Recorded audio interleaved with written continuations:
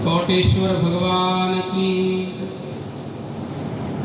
अनादिनिधनं विष्णुं सर्वलोकमहेश्वर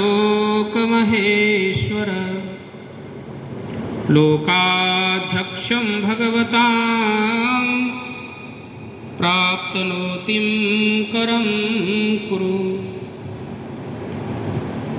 नमस्तवेदं नमस्तसारं नमस्तवेद्यो भगवतां तिष्ठः। करणात्मयोगो परमपूरं परमपीयूषां नमोऽस्तुते। परम पूज्यपाद परमादरणीय श्री शिवगिरी जी महाराज, राम विचार जी महाराज, मधुसूदन दास जी महाराज, सुंदर गिरी जी महाराज और सत्यम गिरी जी महाराज के पावन पुनीत चरणों में मेरा वंदन।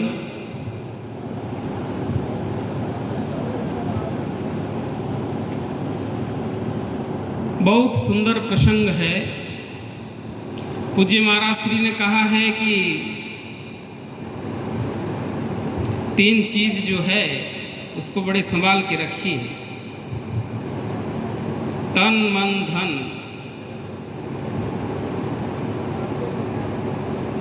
अब मन तो भगवान के नाम से पवित्र हो जाएगा,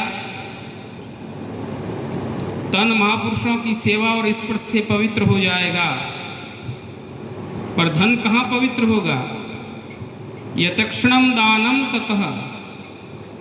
वेद कहते हैं कि दान देने से ही धन की पवित्रता है। दशामेशः, 10वां भाग अगर धन में लगा दिया जाए, कोई पवित्र तीर्थ में लगा दिया जाए धन, तो पवित्र माना जाता है। अगर पवित्र जगह पर नहीं लगाओगे, धन की शुद्धि नहीं करोगे, तो क्या करेगा? कुटुम्बस्य हो नाशा, संपूर्ण कुटुंब का नाश करेगा। अगर धन को पवित्र स्थान पे नहीं लगाएंगे तो वेद कहता है कि वही धन अर्थ ज्यादा अनर्थ कराता है, कुटुंब में नाश करवा देगा। अब कुटुंब नाश की बात आती है तो समझ में नहीं आता है,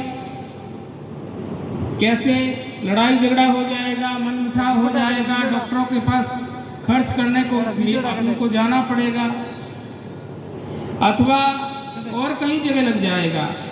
तो उससे तो अच्छा है कि अपने धन को पवित्र करने के लिए आप इसी प्रांगण में भगवान से निकली है संपत्ति तो भगवान के चरणों में अर्पित करिए, यही श्रेष्ठ है। एक बार सूत सनकादिक ऋषियों ने पूछा भगवान से, हे परमात्मा, हम धन को धन स्वरूप में कैसे लगाएं? अब हमारे पास तो कौन सा धन है? ज्ञान का ही धन है। महात्माओं के पास तो और क्या धन मिलेगा? तो भगवान ने ये बात सुनी तो परमात्मा उत्तर दे रहे हैं, परम यो महतेज, परम यो महतपा, परम यो महद ब्रह्मा, परम यह प्रायणम, पवित्राणाम पवित्रयो मंगलानाम च मंगलम, देवतम देवतानाम च भूतानाम यो अवे पिता। अगर धर्म करना ही है तो उस परमात्मा के चरणों में ही अर्पण कर दो, तो संपूर्ण धर्म उन्हीं के सदृश्य है, उन्हीं में स्थित है, तो संपूर्ण धर्म हो जाएगा। तो भगवान के वचन सुनकर सौनकादिक ऋषियों ने फिर वही मन वचन कर्म तन मन धन को भगवान में लगा दिया। तो आज आप और हम सबको उनका नाम सुनने को मिलता है। तो आपसे यही निवेदन है कि इसी प्रांगण में कोटेश्वर धाम में ही आप अपना जो श्रद्धा है अर्पित करिए। और पूज्य महाराज जी को तब बड़ाई तो नहीं करनी चाहिए, क्योंकि गुरु के सामने शिष्य की बड़ाई नहीं होती है, परंतु सत्य कहने का अधिकार तो होता ही है। महाराज जी की सेवा सराहनीय है। साधु साधु साधु, ऐसी सेवा और कहीं नहीं मिलेगी। जंगल में इतनी व्यवस्था, सब कुछ संपन्न है, आपको कोई प्रकार की कष्ट होगा ही नहीं आपको।